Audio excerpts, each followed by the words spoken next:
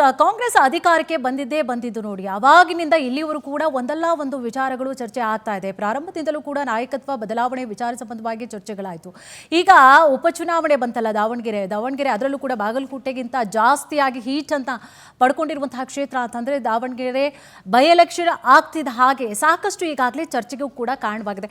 Election ಆಯಿತು, ಎಲ್ಲ ತಣ್ಣಗಾಯಿತು, ಮತ್ತು ಇನ್ನೇನು ಪ್ರಶ್ನೆ, ಇನ್ನೇನು ಪ್ರಾಬ್ಲಮ್ ಆಗ್ತಾ ಇದೆ, ಇನ್ಯಾಕೆ ಇಷ್ಟೆಲ್ಲ ದಂಗಲ್ ಆಗ್ತಾ ಇದೆ ಅಂತ ಹೇಳಿ ಗಮನಿಸೋದಾದ್ರೆ ಈಗ ಒಂದಷ್ಟು ಮುಸ್ಲಿಂ ನಾಯಕರ ರಾಜೀನಾಮೆ ವಿಚಾರ ಏನಿದೆ ಬಹಳಷ್ಟು ಇದು ಚರ್ಚೆಗೆ ಗ್ರಾಸವಾಗ್ತಾ ಇರುವಂತಹ ವಿಚಾರ. ಜೊತೆಗೆ ಪಕ್ಷ ವಿರೋಧಿ ಚಟುವಟಿಕೆಯನ್ನು ಮಾಡಿಬಿಟ್ರ ಜಮೀರ್, ಹೈಕಮಾಂಡ್ ನಾಯಕರಿಗೆ ಪತ್ರ ಕೂಡ ಹೋಗಿದೆ ಅನ್ನುವಂತಹ ವಿಚಾರಗಳಿದೆ. ಸುಳ್ಳಾಗಿದ್ರೆ ಅದು ಸಿಎಂ ಮತ್ತು ಡಿಸಿಎಂ ಬಣ ಗುದ್ದಾಟಕ್ಕೆ ತುಪ್ಪವನ್ನ ಸುರಿತಾ ಇದೆ ಈ ಒಂದು ಹಗ್ಗ ಜಾಗಾಟ. ಕಾಂಗ್ರೆಸ್ನಲ್ಲಿ ಬಿರುಗಾಳಿಯನ್ನ ಎಬ್ಬಿಸಿತು ಮುಸ್ಲಿಂ ನಾಯಕರ ರಾಜಕೀಯ. ಬಣ ಗುದ್ದಾಟಕ್ಕೆ ದಾಳವಾಯಿತು ದಾವಣಗೆರೆ ದಕ್ಷಿಣ ಉಪಚುನಾವಣೆ. ಜಮೀರ್ ಪರವಾಗಿ ವಿರುದ್ಧ ಅಲ್ಪಸಂಖ್ಯಾತ ನಾಯಕರ ಮಧ್ಯೆ ವಾಕ್ಸಮರ ಆಗ್ತಾ ಇದೆ. ಇದೀಗ ಭಾರಿ ಚರ್ಚೆಗೆ ನಾಂದಿಯನ್ನ ಕೂಡ ಹಾಡ್ತಾ ಇದೆ. ಹೈಕಮಾಂಡ್ಗೆ ಈಗ ಆಲ್ರೆಡಿ ಒಂದು ಪತ್ರ ಕೂಡ ತಲುಪಿದೆ. ಹಾಗಿದ್ರೆ ಅದು ಬೇಕಾ, ನಿಜವಾಗ್ಲೂ ಕೂಡ ಅದು ಪತ್ರ ಹೋಗಿದೆಯಾ ಇಲ್ವಾ ಅನ್ನುವಂಥ ಒಂದು ಪ್ರಶ್ನೆ ಒಂದು ಕಡೆ ಆದರೆ ಏನಾಗ್ತಾ ಇದೆ. ಅದರಲ್ಲೂ ಕೂಡ ಕಾಂಗ್ರೆಸ್ ಅಂದರೆ ಅಲ್ಪಸಂಖ್ಯಾತರ ತುಷ್ಟೀಕರಣವನ್ನ ಮಾಡ್ಕೊಂಡು ಬಂದಿರುವಂಥದ್ದು. ಇಷ್ಟೆಲ್ಲ ಇದ್ರೂ ಕೂಡ ಅವರನ್ನು ನೆಗ್ಲೆಕ್ಟ್ ಮಾಡ್ತಾ ಇದ್ದಾರೆ, ಕೇರ್ಲೆಸ್ ಮಾಡ್ತಾ ಇದ್ದಾರೆ, ಅವರನ್ನ ವಿರೋಧವನ್ನ ಕಟ್ಕೊಳ್ತಾ ಇದ್ದಾರಾ, ಹೀಗೆ ಸಾಕಷ್ಟು ಪ್ರಶ್ನೆಗಳು ಕೂಡ ಉದ್ಭವ ಆಗ್ತಾ ಇದೆ. ಅದರಲ್ಲೂ ಕೂಡ ಒಂದಷ್ಟು ನಾಯಕರು ಕೂಡ ರಾಜೀನಾಮೆ ಕೊಟ್ಟಂತಹ ವಿಚಾರ. ಅದರ ಬೆನ್ನಲ್ಲೇ ಜಮೀರ್ ಅವರು ಅವರ ವಿರುದ್ಧವಾಗಿ ಆಕ್ಷನ್ ಅನ್ನು ತೆಗೆದುಕೊಳ್ತಾರೆ ಹೈಕಮಾಂಡ್ ನಾಯಕರು ಅನ್ನುವಂತಹ ಪ್ರಶ್ನೆಗಳು ಕೂಡ ಉದ್ಭವ ಆಗ್ತಾ ಇತ್ತು. ಹೈಕಮಾಂಡ್ಗೆ ಈ ಸಂಬಂಧವಾಗಿ ಪತ್ರ ಕೂಡ ಹೋಗಿದೆ ಅನ್ನುವಂತಹ ವಿಚಾರಗಳು ಒಂದು ಕಡೆ ಕೇಳಿ ಬರ್ತಾ ಇದೆ.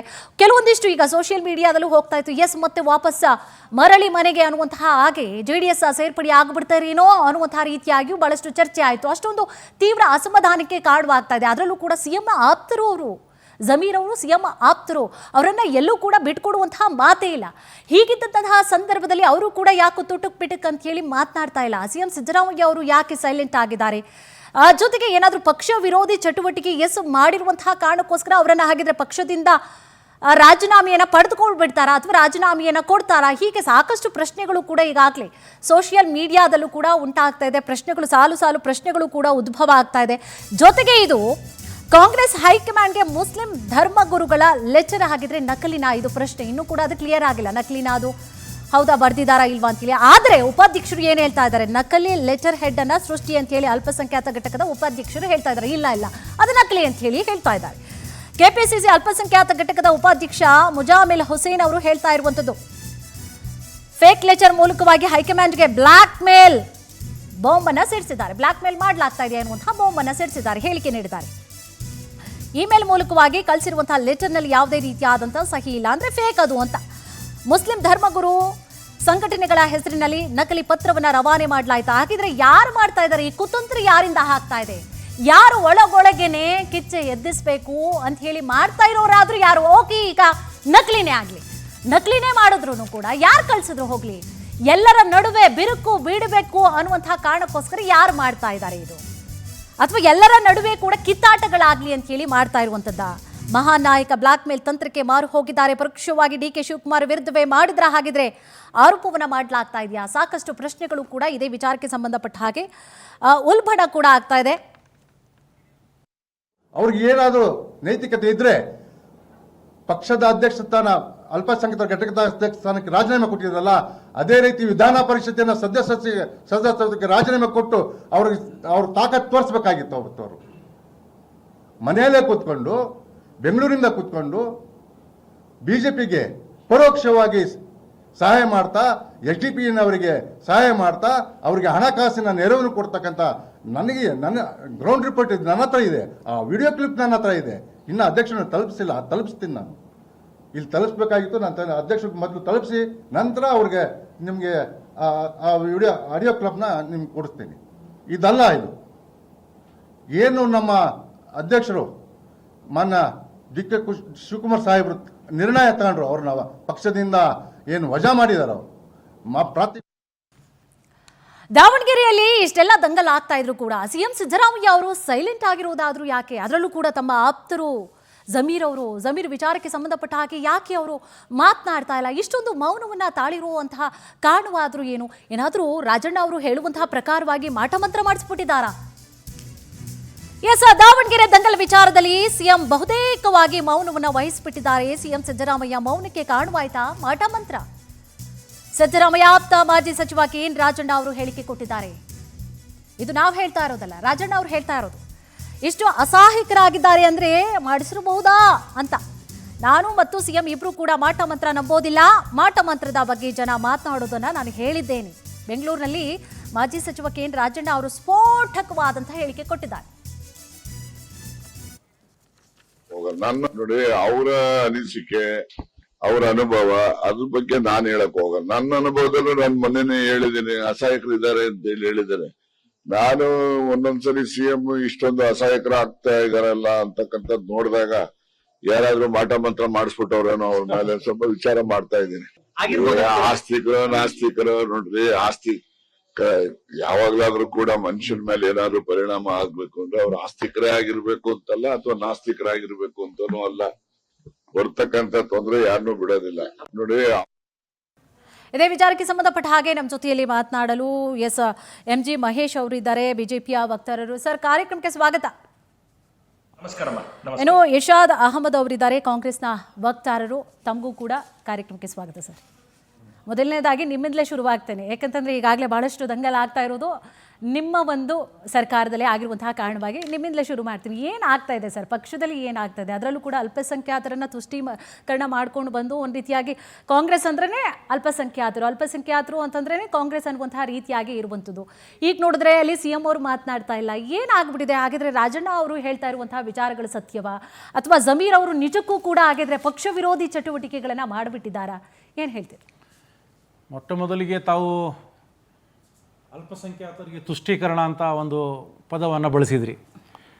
ಕಾಂಗ್ರೆಸ್ ಪಕ್ಷ ಎಲ್ಲ ಸಮುದಾಯದವರನ್ನ ಜೊತೆಯಲ್ಲಿ ತೆಗೆದುಕೊಂಡು ಹೋಗುವಂಥ ಒಂದು ಪಕ್ಷ ಇದು. ಇದರ ಸಿದ್ಧಾಂತವೇ ಎಲ್ರಿಗೂ ಸಮಪಾಲು, ಎಲ್ರಿಗೂ ಸಮಬಾಳು. ಈಗ ಅಲ್ಲ, ಆಗ್ತಾ ಇದೆ, ಯಾಕಾಗಲ್ಲ? ನಾವು ಸೈದ್ಧಾಂತಿಕವಾಗಿಯೇ ಇವತ್ತು ಸರ್ಕಾರವನ್ನು ನಡೆಸ್ತಾ ಇರೋದು, ಮತ್ತು ನಮ್ಮ ಯಾರು ವಿರೋಧಿಗಳಿದ್ದಾರೆ ಅನ್ನೋದು ಸೈದ್ಧಾಂತಿಕವಾಗಿ ನಮಗೆ ಸ್ಪಷ್ಟತೆ ಇದೆ. ಈಗ ತಾವು ಹೇಳಿದ್ರಿ ಯಾವ ರೀತಿ ಅಲ್ಪಸಂಖ್ಯಾತ ವಿಭಾಗದಲ್ಲಿ ಅಥವಾ ಅಲ್ಪಸಂಖ್ಯಾತ ಸಮುದಾಯದಲ್ಲಿ ಒಂದು ವಾತಾವರಣ ಇದೆ ಅಂತ. ನೋಡಿ, ನಮ್ಮ ಕಾಂಗ್ರೆಸ್ ಪಕ್ಷದಲ್ಲಿ ಯಾವುದೇ ಬಣ ಇಲ್ಲ. ನಾವು ಎಲ್ಲರನ್ನ ಜೊತೆಯಲ್ಲಿ ತೆಗೆದುಕೊಂಡು ಹೋಗಿ ಏನು ಈ ರಾಜ್ಯದ ಸರ್ವಾಂಗೀಣ ಅಭಿವೃದ್ಧಿ ಮಾಡಬೇಕು, ಈ ರಾಜ್ಯದ ಜನರಿಗೆ ನಾವು ಏನು ನಮ್ಮ ಪ್ರಣಾಳಿಕೆಯಲ್ಲಿ ನಾವು ವಾಗ್ದಾನಗಳನ್ನು ಕೊಟ್ಟಿದ್ವಿ, ಏನು ಸಾಮಾಜಿಕ ನ್ಯಾಯದ ಅಡಿಯಲ್ಲಿ ಏನು ಕೊಡ್ಲಿಲ್ಲ ಸರ್. ಏನ್ ಹೇಳಿ? ಈಗ ಶಾಮನೂರು ಅವರು ಹೇಳಿದ್ರು ನೆಕ್ಸ್ಟ್ ಅಲ್ಪಸಂಖ್ಯಾತರಿಗೆ ಟಿಕೆಟ್ ಅಂತ ಹೇಳಿ, ಯಾಕೆ ಕೊಡ್ಲಿಲ್ಲ? ನೋಡಿ, ಪಕ್ಷ ಈಗ ಫ್ಯಾಮಿಲಿ ಅವ್ರಿಗೆ ಮೆಂಬರ್ಗೆ ಕೊಟ್ಕೊಂಡ್ರು, ಯಾಕಾಯ್ತು ಅದು? ಅಲ್ಲ, ಟಿಕೆಟ್ ಕೊಡುವವರಿಗೆ, ಎಲ್ಲ ಸಮುದಾಯದವರಿಗೆ, ಎಲ್ಲ ವರ್ಗದವರಿಗೆ ಕೇಳುವ ಹಕ್ಕಿರುತ್ತೆ ಪ್ರಜಾಪ್ರಭುತ್ವ ವ್ಯವಸ್ಥೆಯಲ್ಲಿ. ನಮ್ಮ ಪಕ್ಷದ ವೇದಿಕೆಗಳಲ್ಲಿ ಆಂತರಿಕ ಪ್ರಜಾಪ್ರಭುತ್ವವನ್ನು ನಾವು ಕಾಯ್ದುಕೊಂಡು ಎಲ್ಲ ಸಮಾಜದವರು ಟಿಕೆಟನ್ನು ಕೇಳಿದರು. ಆದರೆ ಇಲ್ಲಿ ಒಂದು ವರದಿಯನ್ನು ಮಾಡಿ ರಾಜ್ಯ ಸಮಿತಿಯವರು ಅದು ಕೇಂದ್ರಕ್ಕೆ ಕಳಿಸಿದಾಗ ಅಲ್ಲಿರುವಂಥ ಹೈಕಮಾಂಡ್ ಅವರು ಒಂದು ನಿರ್ಣಯ ತೆಗೆದುಕೊಂಡಾಗ ನಾವೆಲ್ಲರೂ ತಲೆಬಾಗಬೇಕಾಗ್ತದೆ. ಹೈಕಮಾಂಡ್ ಅವರು ಅಭ್ಯರ್ಥಿ ಪರ ಏನು ನಿರ್ಣಯ ಕೈಗೊಂಡಿದ್ರು, ಎಲ್ಲರೂ ಒಟ್ಟಾಗಿ ಒಂದಾಗಿ ಚುನಾವಣೆಗಳಲ್ಲಿ ನಾವು ಕೆಲಸ ಮಾಡ್ತಾಯಿದ್ದೀವಿ. ದಾವಣಗೆರೆ ಮತ್ತು ಬಾಗಲಕೋಟೆ ಚುನಾವಣೆಗಳು, ನಾವು ಎರಡೂ ಉಪಚುನಾವಣೆಗಳಲ್ಲಿ ನಾವು ಗೆಲುವನ್ನು ಸಾಧಿಸ್ತಾ ಇದ್ದೀವಿ. ನಮಗೆ ಸ್ಪಷ್ಟತೆ ಇದೆ ನಾವೇನು ಮಾಡಬೇಕಂತ. ಹಾಗಿದ್ರೆ ನಿಮಗೆ ಪಕ್ಷ ವಿರೋಧಿ ಚಟುವಟಿಕೆ ಮಾಡ್ತಾ ಇಲ್ಲ ಜಮೀರ್ ಅವರು ಅಂತ ಹೇಳಿ ಸಮರ್ಥನೆ ಮಾಡ್ಕೊಡ್ತೀರಾ ಅವ್ರನ್ನ? ಇಲ್ಲ, ನಮ್ಮಲ್ಲಿ ಯಾವ ಬಣನೂ ಇಲ್ಲ.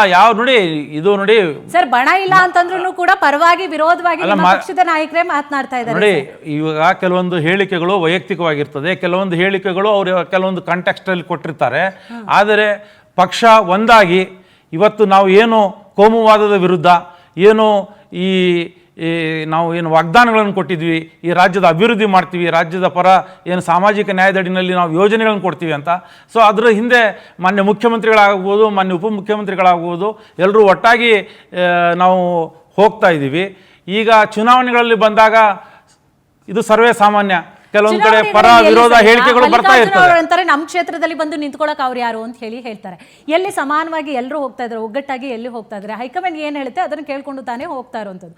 ಸೊ ಹಂಗಿದ್ಮೇಲೆ ಇವರೇ ಡಿಸಿಷನ್ ತಗೊಳ್ತಾ ಇದ್ದಾರಲ್ಲ. ಹಾಗಿದ್ರೆ ಇಲ್ಲ, ಯಾರೂ ಡಿಸಿಷನ್ ತಗೊಳ್ತಾ ಇಲ್ಲ. ಮಾನ್ಯ ಹೈಕಮಾಂಡ್ದವರು ಏನು ನಿರ್ಣಯವನ್ನು ತಗೊಂಡಿದ್ದಾರೆ, ಮಾನ್ಯ ಹೈಕಮಾಂಡ್ ಅವರು ಏನು ಸೂಚನೆಯನ್ನು ಕೊಡ್ತಾ ಇದ್ದಾರೆ, ಅದನ್ನ ಇಲ್ಲಿಯ ನಾಯಕರುಗಳು ಕೂಡ ಎಷ್ಟೊಂದು ಬಾರಿ ಸಿಎಂ ಬದಲಾವಣೆ ವಿಚಾರದಲ್ಲಿ ಆ ಸೂಚನೆಗಳನ್ನು ಮೀರಿ ಮಾತನಾಡೋರು ಇದ್ದಾರೆ. ಅಲ್ಲ, ಕೆಲವೊಂದು ಕಂಟೆಕ್ಸ್ಟ್ಗಳಲ್ಲಿ ನಾನು ಹೇಳಿದ್ದೇನೆ, ಅದು ಅವ್ರ ವೈಯಕ್ತಿಕ ಅಭಿಪ್ರಾಯ ಆಗಿರ್ಬಾರ್ದು. ಆದರೆ ಒಂದು ನಮ್ಮ ಪಕ್ಷದ ವೇದಿಕೆಯಲ್ಲಿ ಮಾತಾಡಿ ಬಹಳಷ್ಟು ಅವಕಾಶಗಳಿದೆ.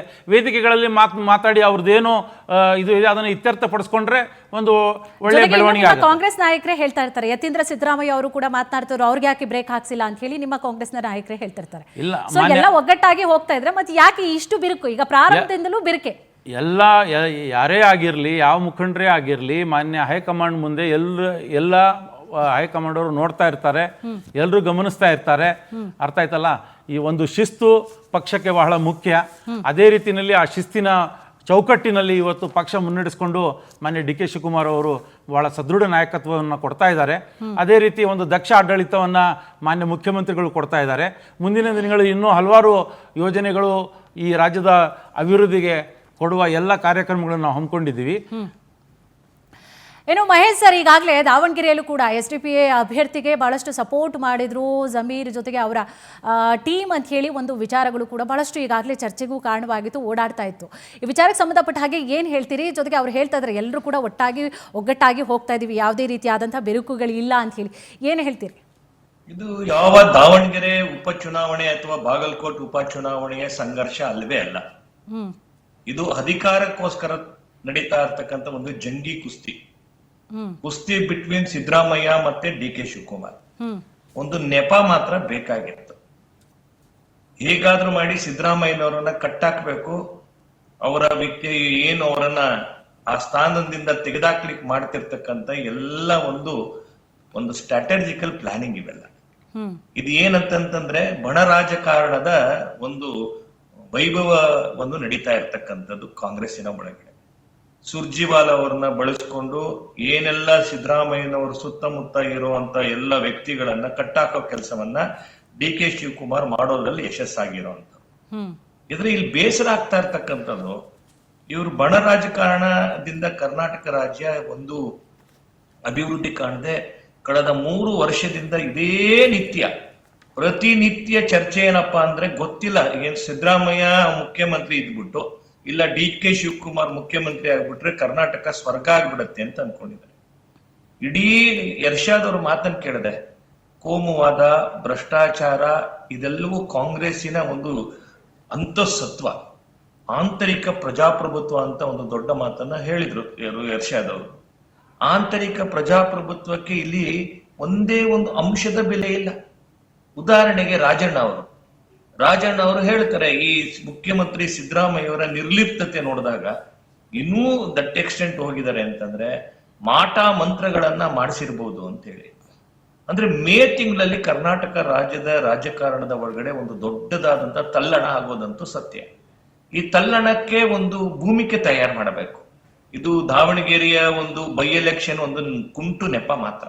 ಇದರಲ್ಲಿ ಏನು ಬೇರೆ ಇಲ್ಲ. They are scoring their merit. ಅವರ ಏನೇನ್ ಗುರಿ ಮುಟ್ಟಬೇಕು ಅಂತ ಇಬ್ರು ನಾಯಕರ ಮಧ್ಯದಲ್ಲಿ ನಡೀತಾ ಇರೋಂತ ಸಂಘರ್ಷ. ಒಟ್ಟು ಇದಿಷ್ಟು ನೋಡಿದಾಗ ಕರ್ನಾಟಕದ ಜನ ಏನು ಅವ್ರಿಗೆ 135 ಸ್ಥಾನವನ್ನ ಕೊಟ್ಟು ಅಧಿಕಾರಕ್ಕೆ ತಂದ್ರು, ಅದು ನೀರಿಗೆ ಹೋಮ ಮಾಡ್ದಂಗಾಯ್ತು. ಮತ್ತೆ ಬಹಳ ಬೇಸರ ತರ್ತಕ್ಕಂಥದ್ದಂದ್ರೆ ಕಾಂಗ್ರೆಸ್ಸಿನ ಯಾರು ಅವರನ್ನ ಪರಂಪರವಾಗಿ ನಂಬ್ಕೊಂಡು ಬಂದಿದ್ರು. ಈ ದೇಶದಲ್ಲಿ ಮುಸಲ್ಮಾನರನ್ನ ಬಡಿದೆಬ್ಸಿದ್ರು. ಬಿಜೆಪಿಯವ್ರು ಬಂದ್ರೆ ಹಾಗ್ ಮಾಡ್ಬಿಡ್ತಾರೆ, ಬಿಜೆಪಿಯವ್ರು ಬಂದ್ರೆ ಹೀಗ್ ಮಾಡ್ಬಿಡ್ತಾರೆ ಅಂತೇಳಿ ಬಿಜೆಪಿಯ ಭೂತವನ್ನ ಗುಮ್ಮವನ್ನ ತೋರಿಸಿ ಕಳೆದ ಇಷ್ಟು ವರ್ಷಗಳ ಕಾಲ ಪಾಪ ಮುಸಲ್ಮಾನರು ಏನ್ ಕಾಂಗ್ರೆಸ್ಸಿಗರನ್ನು ನಂಬಿ ಕಣ್ಣು ಮುಚ್ಚಿ ಪಾಪ ವೋಟ್ ಹಾಕ್ತಾರೆ. ಆದ್ರೆ ಮೊದಲ ಬಾರಿಗೆ ಇವತ್ತು ಮುಸಲ್ಮಾನರಿಗೆ ಅರಿವಾಗ್ತಿದೆ ಅಂತ ಅನ್ಕೊಳ್ತೀನಿ. ಕಾಂಗ್ರೆಸ್ ತನಗೆ ಯಾರು ಬೆಂಬಲಿಸ್ತಾರೆ ಅವರಿಗೆ ಬೆನ್ನಿಗೆ ಚೂರಿ ಹಾಕೋದು ಅದ್ರದ್ದು ಒಂದು ಪರಂಪರೆ. ಅದು ಹಿಂದುಳಿದ ವರ್ಗದ ಇರ್ಬೋದು. ಉದಾಹರಣೆಗೆ ಸಿದ್ದರಾಮಯ್ಯ ಮುಖ್ಯಮಂತ್ರಿಯಾಗಿ ಬರೀ ಒಂದು ಕುರುಬ ಸಮಾಜಕ್ಕೆ ಮಾಡಿದ್ದಾರೆ ಹೊರತು ಹಿಂದುಳಿದ 107 ಜನಕ್ಕೆ ಸಮುದಾಯಕ್ಕೆ 1 ಪೈಸದ ಕೆಲಸ ಮಾಡಿ. ಯಾರು ಅಲ್ಪಸಂಖ್ಯಾತರು ಪಾಪ ಅವರು 95% ಪಾಪ ಗೊತ್ತಿಲ್ಲದೆ ಪಾಪ ಮುಗ್ಧರು, ಪಾಪ ಅನಕ್ಷರಸ್ಥರು ಇವ್ರನ್ನ ಬಳಸ್ಕೊಂಡು ಬಿಜೆಪಿ ಗುಮ್ಮ ತೋರಿಸ್ಕೊಂಡು ಇವ್ರು ಓಟ್ ತೆಗೆದುಕೊಂಡು ಇವತ್ತು ಅವರಿಗೆ ಬೆನ್ನಿಗೆ ಚೂರಿ ಹಾಕುವಂಥದ್ದು, ಅವರನ್ನ ಅವಮಾನ ಮಾಡೋ ಕೆಲಸ ಮಾಡ್ತಿದ್ದಾರೆ. ನಾನು ಹೇಳ್ತೀನಿ ಮುಸಲ್ಮಾನ್ ಬಂಧುಗಳೇ, ನೀವು ದಯಮಾಡಿ ಹೊರ ಬನ್ನಿ ಕಾಂಗ್ರೆಸ್ ಇಂದ. ಅನೇಕ ರಾಜ್ಯಗಳಲ್ಲಿ ಮುಸಲ್ಮಾನರು ದೊಡ್ಡ ಪ್ರಮಾಣದಲ್ಲಿ ಈ ರಾಷ್ಟ್ರದ ಕಟ್ಟೋ ಕಾರ್ಯದಲ್ಲಿ ತೊಡಗಿದ್ದಾರೆ. ಯಾಕೆ ಈ